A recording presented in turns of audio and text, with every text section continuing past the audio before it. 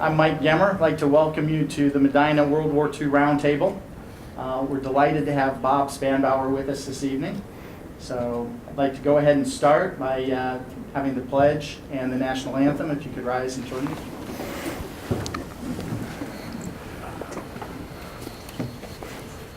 I pledge allegiance to the flag of the United States of America and to the republic for which it stands, one nation, under God, indivisible, with justice and justice for all. Well, thank you so much for all of you coming out tonight. It's a great crowd here, and I also wanted to thank Dale for the video section, and Larry, thank you very much for the music for the national anthem. It's probably worth mentioning that if we didn't have that, at least half of us would have to sing. So it's a good thing. Also like to thank the library for their great hospitality. I will also take a moment with that in mind to remind you that the library levy is on the ballot tomorrow, and it's worth mentioning that this is not one of those every couple years, little bit here and there thing. This is a mission critical every 10 years. The difference between enjoying all of the library programs that we enjoy today and all of the community involvement that the library provides, or really severely cutting that back to bare bones operations. So I would encourage you to consider that, and encourage your friends and family to do the same. So thank you very much. We are very fortunate tonight to have with us Bob Spanbauer. Bob was a radio operator on B-24 Liberator in England in 43 to 45, and this is probably a good time to digress a little bit, and I want to remind us of a tiny bit of roundtable history. We have been very fortunate over many years to have many speakers, an incredibly diverse array of backgrounds and talents and stories in all kinds of different places and different times and different parts of the war. There is, however, one common characteristic, and that is a humility, a modesty when the events and the facts would certainly support a lot of bragging if they so chose. And I think Bob is a great example of this. Last week when I spoke with Bob on the phone, armed only with the tagline I just told you, I said, now, what sort of information would you like me to include in an introduction? And I've got my whole pad of paper and a couple pens ready in case one of them runs out, and I'm ready to go. And there's a short pause, and he says, well, just tell him I was in England at the end of the war, and I'll take care of the rest. So armed with that teaser, please join me in welcoming Bob Spanbauer.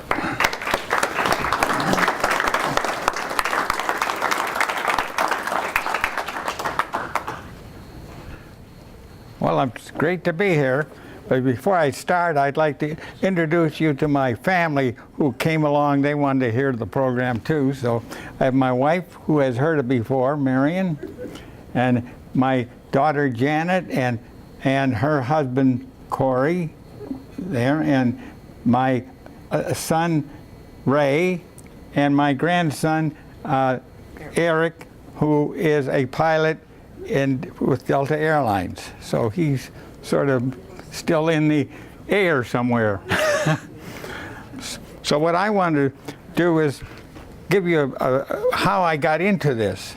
When I was in Erie, I'm from Erie, Pennsylvania, and I was a member of the Sea Scouts. In Erie, if you were a Boy Scout, you went to the Sea Scouts and you spent all your time on the lake. Well, I thought, I'm going to join the Navy, that'd be the place to go. Well, I didn't join the Navy because I was allergic to wool, and these military uniforms of the Navy were wool. So I figured, well, then a friend of mine in high school wanted to take the Air Force exam, and he wanted me to go with him. So I went with him. We both took the written exam, and we both passed the written exam. Then we had to take the physical. He failed the physical, and I passed. So that's how I got in. But what I want to get here is I put this in to give you an idea of what was happening in the 1942. And some of the things I thought was interesting, 3-bedroom home in 42 was $3,700. You can figure what a 3-story home costs today. The average income was $2,500 in 42. The gas cost 20 cents a gallon.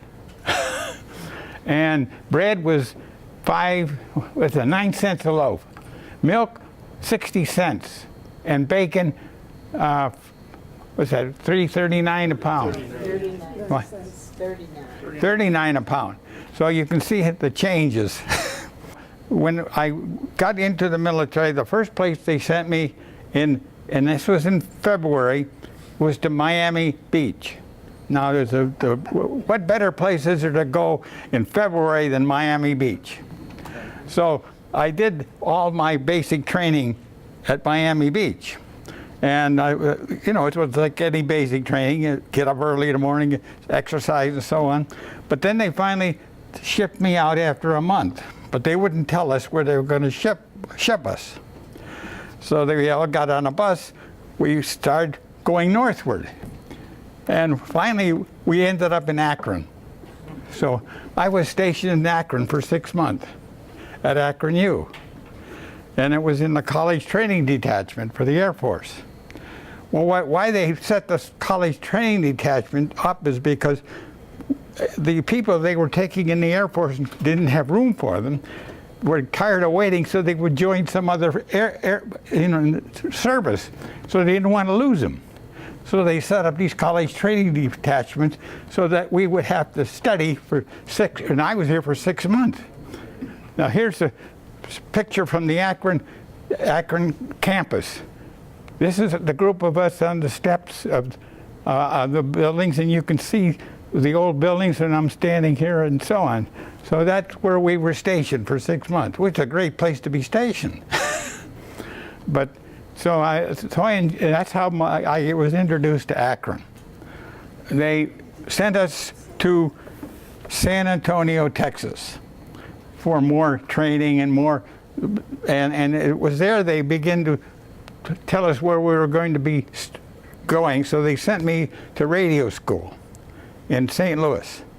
So the next thing I know, these are some of the things. I used to send letters home, and I liked to draw, and I was often in charge of cartooning for our base papers. So these are pictures I sort of drew for my family, and this is doing guard duty in the middle of the night, midnight, and you see sitting around and life as an aviation cadet. In other words, you're getting heavy because you're not doing much.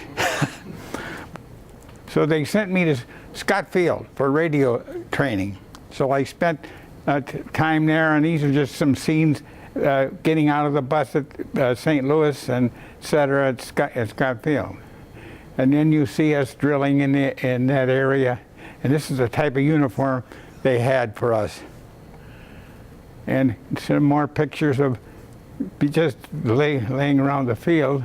Then from Scott Field, Illinois, they sent me to Yuma, Arizona. Now you can imagine that was pretty hot when we got there. It was in July. So they sent me to Yuma for gunnery training.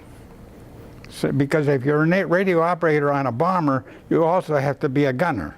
In case one of the gunners gets eliminated, you take his place. So you take gunnery. So we went to Yuma for gunnery, and believe me, it's hot in Yuma. And here you see we're in a plane shooting out there. And another thing we did in gunnery, we spent time in skeet house. In other words, in order to be a gunner, you have to not shoot just straight ahead. You have to move it because they would send a skeet out into the air, and you were in the back of a truck with a machine gun, and you were trying to hit the skeets. So that's how you got your training, using skeets. And here you can see part of our training was shooting at a windsock out the back of a plane. So we would get in the bomber on the waist gun, and that would be our practice at shooting. Then I got my diploma from the gunnery school. Now the next stop was Tucson. So now they're ready to assign us to a crew. So, and they put us together, and I was stationed in Tucson, and this happens to be the pilot. Now the pilot was a graduate of West Point, and he still had this idea that he was an officer and we were lowly enlisted men. And so there was this little cleavage, but I think over time when we got into war, that all changed. But so Sparks was my gunner, and he would do art with me, and we would paint the fronts of the planes, and we called it Peck's Bad Boy because the pilot's name was Peck. So that's why we used the name. Now, this radio compartment, and this is one of the things I want to tell you that's interesting. It was New Year's Day, after New Year's Eve, and we didn't know we were going on a practice mission, but they assigned us to a mission. Well, what happened, a lot of some of them lived in town, and they probably got a little bit tipsy the night before. So when it was time for us to take off, he wasn't there yet, but then they radioed from the dressing room that he just came in, that we should pull to the side and let the next two planes take off. Well, we pulled over to wait for him, and the next plane took off, and then the plane took off after that, and it was our turn. And the two planes ahead of us collided, 20 deaths. So the thing that, they don't keep you to ground, you still take off. But actually, if you didn't know it, more airmen were killed in training than in combat. That shows you the differences, and I thought that was an interesting statistic.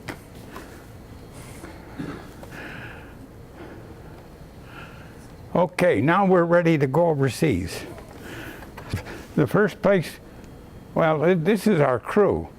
You'll see I'm sort of in the left side, second from the left, top row. But so you see this picture was taken of our crew members. I think it was when we were heading for overseas. Now here you see a picture of the snow when we were on our way over. It was like 10 feet of snow when we landed at Grenier, New Hampshire. Then we had to go to Goose Bay, Labrador to refuel, and there was plenty of snow then. Then on our way to England, as we were flying overseas, I got a radio message. My pilot wanted a bearing for where we were going, so he asked me to radio the station and get a bearing. Well, if you radioed for information, you sent 3 letters, and about every 2 hours they changed that code, and the person you were radioing to for the information had to send corresponding 3 letters back. Well, I kept sending 3 letters, but I kept getting a bearing back, and so I did this 2 or 3 times, and they didn't give me the 3 letters that I was supposed to get. I told the pilot. Well, at that time there was a German submarine in that area, and when they would send back signals, they would send wrong bearings. And if you paid attention to them, you ended up, boom, you ran out of land. So that would happen as you would go overseas. So you can see the dangers all the way through it. It's just when you get into combat. Now, I was stationed at Attlebridge. Now, Attlebridge is in the north east part of England, right up at the upper part. And when we got there, the pilot's luggage hadn't arrived. It was sent to London. So they said, well, we're going to send you all to London to get the luggage. So the minute we got into the base, they gave us a pass to London. And we arrived in London, and it was about, it was dark. And I met an RAF airman in there. He said, well, what are you going to do when you get out the train? He said, well, we're going to find a hotel and get a place to stay. He said, when you step out of this station, it's going to be pitch black. There is no light. The airman was going to teach me how to make tea. So he wanted to teach me the correct way to make tea so that I would know. We Americans just didn't know that, you know. Well, anyway, that was how I met some of the families over there. Now, give you an idea, It's gonna. I was in the 466th Bomb Group and the 787th Bomb Squad. And they were each, each one was named after a deck, you know, hearts, spades, the cards. And we were the, let's see, I think we were the spades. But anyway, the symbol at the bottom there was a symbol, and this was the type of plane that we flew on. Okay, now this is a map. You see the Norwich up in the right corner, upper right corner, Norwich, and right above Norwich is Attlebridge, and that's the air base where I was stationed in England. So, and when we'd go to London, it was down below. You see London. So all our missions were flown out of Attlebridge, England.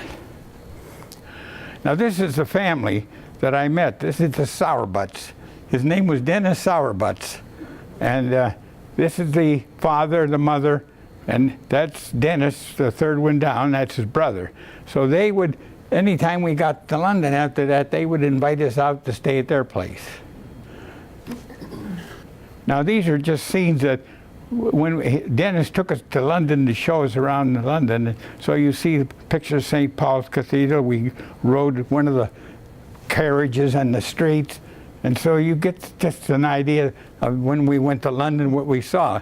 But there were also bombs going over all the time you were there, because they were coming from Germany, and you could see them zooming over while you were walking the streets. But so that's to give you an idea of what. Now, we also had a 200th mission party, because when I was in there, that we had passed the 200th mission. I didn't have 200 missions, but the whole squadron did. Now this is a picture taken. See, I knew the photographer in the base, and he used to give me photos of. And this was a picture of a town after it was bombed from the air. And this is when we got there. We got a different plane, so we had to paint new pictures on the plane. So that's the plane in England that we painted the Peck's Bad Boy on. What would happen? They had to have more planes that would go further. B-17s weren't. It didn't have enough range, so they developed the B-24, so they could go further into Germany, Munich, and that area. So you see how they developed planes to go further and further into Europe as the war ended.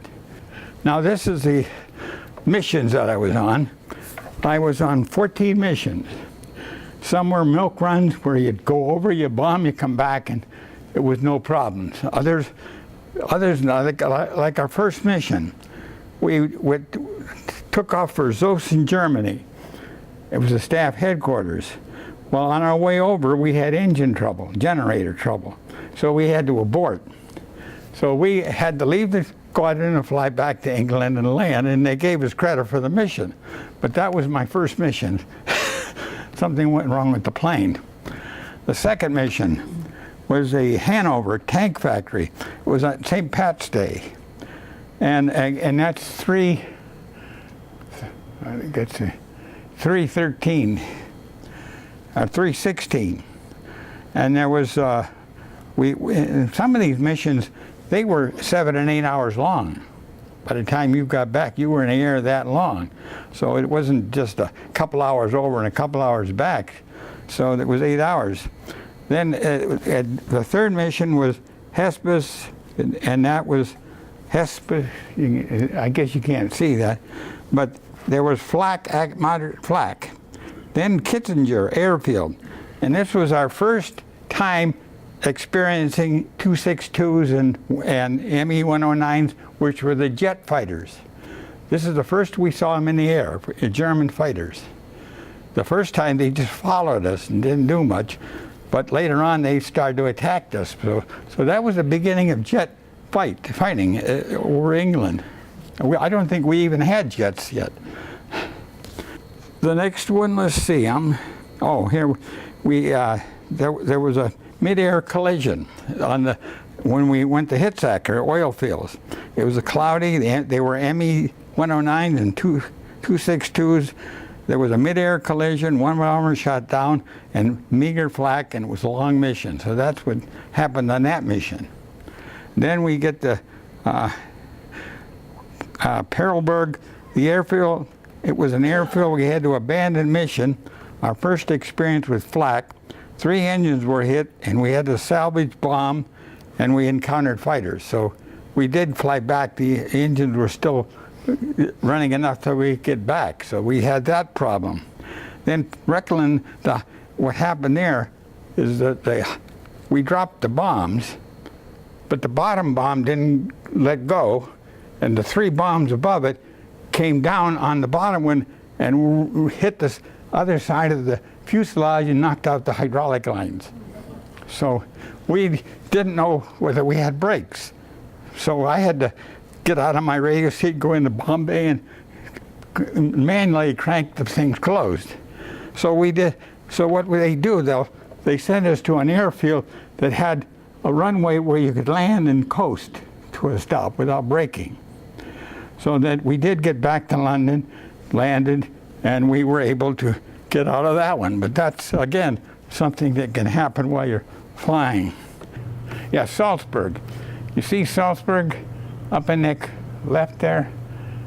And we were flying in the south, and there was a poor visibility. And the targets we had to see to bomb because there were people around, so we couldn't bomb them because of the visibility. So I don't know if you've read, there was a bomber called the Black Cat, and it was written by a college professor about his nephew, and that Black Cat was hit on that mission. We went back, and the navigators kept telling the pilot, "Why are we going over Salzburg? It's one of the worst places you can fly over." So he said, "Let me take care of this." We went over to Salzburg. The Black Cat got hit, and I saw it go down. So, and this whole book is about that crew and their experience. So they were in the same flight I was in when they went down. So if you want to read a good book, read Wings of Morning. It was written about 2 or 3 years ago by the nephew, by the college professor, about his nephew who was the radio man on the plane, and he didn't survive. So that's then. Well, let's see. The last mission was a Traunstein. It was a power station, direct hit, milk run, 8-hour mission, a final combat mission. Then what happened? The ground crewmen never got a chance to go to Europe to see what was going on, so they would have trolley missions to take the ground crewmen into Germany so they could see the country. Well, what they did in the first mission, the early ones, the pilots got a little wild, and they tried to fly up between the banks of the Rhine. Well, what happened, they couldn't make the turns. So they was too many planes lost trying to do that. So they wouldn't let them fly that low anymore. But that was happening after the war ended. So that'll give you an idea. And so we did have a couple of trolley missions doing that. Then the war ended. Then, these are Stars and Stripes papers that I sent home, and there was a 60-mile smoke screen hides the west. Few enemy planes up, 22 KO'd. Next. Then this paper I sent home, Stars and Stripes, Germany quits, and I have a copy of it over there if you want to look at it. That it's the original Stars and Stripes, but that's what was in the paper in Europe when the war ended. These are my medals. I got the Air Medal, European, and so I just put a few of those there. And you get an Air Medal, or you get for so many missions, you get a star on your. So that's pretty much. I just put them down there. Go ahead. Okay, then we homeward bound. We landed at Iceland on our way home to refuel. Well, what happened then, it was daylight, no dark. So you landed and you didn't know what your day or night, because you don't see any change in the climate. But this is Iceland, and we landed there. This sign here, if you go down to Wright-Patterson Field in Ohio, they have this in their outside their air area, and that's the group I was in, 466 Bomb Group, a memorial tree with 333 members who lost their lives while serving in World War II. So that's the group that I happened to be flying with, but anyway, you can get what was, they were heavy bombers, Attlebridge we were playing, and the squadron. We were in the 787th. Okay. And then of course we got our orders to come home, and then of course Hap Arnold sent us a certificate of appreciation for our war service. See, we came back to the States and we were scheduled ready to go to Japan, but they had to retrain us in different areas. And this is my honorable discharge. Next.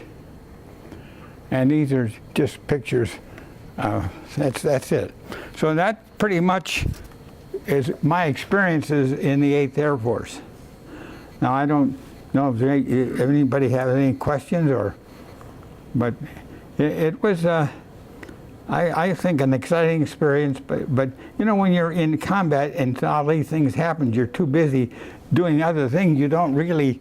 I know the time. Well, we took off when we were testing engines in England, and we took off. The engine caught fire, and of course, one of the crewmen kept hitting me. He wanted. So I was trying to get my parachute on, but the trouble is, you were too low to walk, or too high to walk, and too low to jump, so you couldn't use either. But we happened to get the fire out, circled, and came back and landed in the field. So that was another experience that outside of combat that you could lose your life with. Do you remember what the minimum altitude was for? Oh, we would go up to 30,000 feet. For jumping? Oh, minimum. Oh, I don't know. I didn't have a, but I don't think you got to be pretty high to get that chute to open. I mean, you can jump, but the chute's got to open. How often were you, when you were flying combat sorties, were you flying a sortie a day, a sortie a week? What sort of tempo were you? Oh, I don't know. They had a tempo. You know, you'd be flying one day and maybe 2 days later, then the next week it'd be 5 days later. But they always had something for you to do, whether, you know, like testing engines. So it wasn't just you were sitting around. But you always flew with the same crew? Yeah, oh yeah. Were you trained to to fire your gun, you said that as well as, Oh, yeah. did you ever have a chance to fire at? No, I didn't have to use it. I stayed in the radio area. The only thing I got out for is you had to read the speed as you were landing, and I would be behind the pilot while we were landing and reading the speed, so he knows how fast we were going. But no, I didn't have to use the guns. I think we were getting near the end of the war. The Germans were, yeah.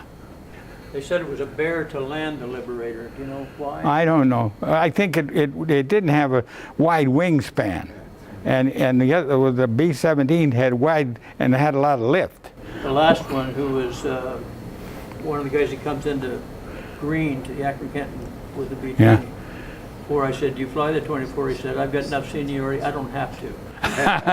Yeah, well, their wingspan is narrower, and it takes a lot more power to land and keep it up. Where a B-17, you had a wide span, so you could not have to fly as fast to land. So there's a difference. I heard a lot about how dangerous the missions were. Were the crews aware of the danger? Oh, sure. Of how many pilots were Well, being lost? when you leave in the Were morning, being lost? you were in a barracks maybe with 2 crews, or you and another crew. Well, when you left in the morning and you came back and you waited and the beds never got filled, the other beds, you knew they weren't coming back. So you also, that's how you knew. You didn't see the numbers. Which you Yeah, did you could. before. Yeah, they didn't tell you how many people were lost in the whole thing, but we'd have to come back and they would give us a drink of liquor or something, and then they would question us what we saw and all the rest. So we had to be interrogated after every mission. Did you keep in touch with anybody from your crew after the war? For a while, but I don't think I know the pilot. He was from Philadelphia, and he did live in where my dad and mother lived in Schenectady, New York. But that's all I knew. But I did for a while keep in touch. But after a while, you just lose. I did anyway. I don't know if everybody did. What about the RAF officer you stayed Yeah. with in London? Did you stay in touch with him? Oh yeah. Well, no, for a while after, but he got married, and I tried writing him a couple of times, but I hadn't heard. So yeah, I'm going to look it up on a computer and put his name in and see what kind of information I can get. But I haven't done that yet. But he's probably in his 90s too. But obviously he survived the war. Oh yeah, yeah. Yeah, I think he was more or less stationed. He wasn't a flyer. But he used to take me around the British bases and show me the Lancasters and the British planes, which was very interesting. What did you do after you were discharged? I guess didn't do anything, but no, I let me think. Oh, well, I worked for the GE before I went over. And of course, they guarantee you a job if you were there before you left. So when I came back, I worked in a GE lab. So I was rehired in a different lab, but it was in chemicals. So I worked with the GE in their labs until I went on, decided to go to college. So no, I had a job if I wanted it, but What altitude would you be flying primarily at? what? You have altitude. Oh, I would say mostly 25, 30,000. We had to wear oxygen masks all during. Now, don't forget, our planes didn't have cabins where you just turn on the air and you're all set. You had to wear an oxygen mask, a heated suit. So when you're sitting there, you got all these things hanging from you. They had heated suits that you'd plug in and keep you warm. There was no way to stay warm. And so oxygen, you had to have the mask on or you wouldn't survive. So it was a different type of plane than the airliners you get in today where everything's weren't bombing from 25,000, were you? What? You weren't bombing from 25,000. Oh yeah. Really? Oh yeah. Oh, if you go too low, you know, you had a lot of flak, and that flak is dangerous. But how accurate are the bombs Yeah. from that altitude? No, as I say, we got hit and the engines got knocked out, and but we were able to get back. But you know, you wanted to keep away from flak, I'll tell you. But if you didn't have flak, you had fighters. I was going to ask you, what would you say the biggest obstacle was, flak or the fighters? Biggest obstacle was what? Biggest obstacle for the B-24 was flak or German fighters? I think it was flak, because you know, you bomb Salzburg, and you did often lose altitude to do this, Yeah. and then you know, the flak would start coming. But I don't think the Germans, they were running out of planes when I was in, and they started developing the jet fighters, which was new. That was the first time they ever been in the air, and so we faced those. But they could only make one pass. They would dive into your squadron and then go on through and then have to land, because they didn't have enough fuel to do much else than that. So they were limited what they could do. How many aircraft in a typical sortie? Is this? How many? I guess I never counted them. I think we had 12 of. 6 ship or 24 or 100? Oh, there would be, well, there would be more than, you'd have one group here and another group up higher and another group over here. So we would have about, say, 12 in our area. So, but as they say, yeah, you often don't have control over the plane, and you do crash into other planes. As I say, more people died in the States training than overseas. Was the Liberator set up? I know, like the B-17 was set up so that you had to get maximum coverage against fighters, you had to have, you know, I think was what, at least four ships in a formation. Yeah. In order Oh yeah, to 4 to 6. coverage. Yeah. Was the Liberator the same kind of thing? Yeah. You had to have a formation to Yeah. do that, or? But when I first got in, you know, they had a gun at the bottom of the ship, and in training I had to man that gun, and it psychologically, that was the worst feeling in the world, to sit underneath the plane with nothing. You know, you feel like you're all by yourself out there flying with this thing. So they finally took them out of the planes. I think psychologically they were a bad turret. Thank you for having me, and I hope you enjoyed what I had to say. Thanks.